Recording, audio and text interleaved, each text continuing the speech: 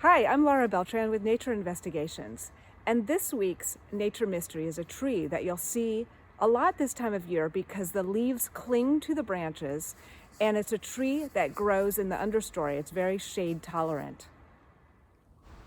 This tree has really beautiful copper foliage that you can really see at this time of year when all the rest of the leaves have fallen.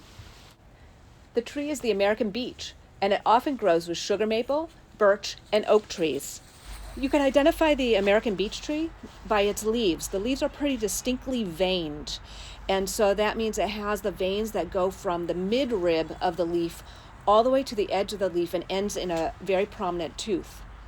They also have really distinctive buds, and the buds are described as looking like miniature cigars. They're the same color as the leaves in the autumn, so they're copper colored, and they have scales that overlap. The buds are attached to twigs that are narrow and zigzagged. The bark is pretty distinctive as well. It's smooth and gray. The American beech can grow to be 300 to 400 years old.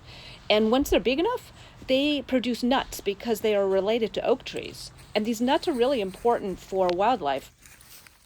Bears especially like beech nuts. So if it's a year called a mast year where there's a lot of nuts on the tree, a bear will actually climb up into a beech tree, stay in the beech tree, and break off branches to eat the nuts.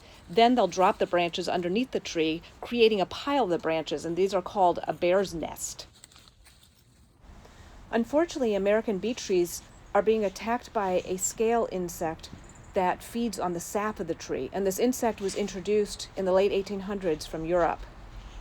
This allows a fungus, which is actually native to North America, to get inside the tree and cause these cracks in the bark that you're seeing here. After about 3 to 6 years, a tree will die. Luckily, there are beech trees that are resistant to this, and so researchers are focusing on promoting the growth of those trees. I hope that you enjoyed this week's Nature Mystery. See you next week.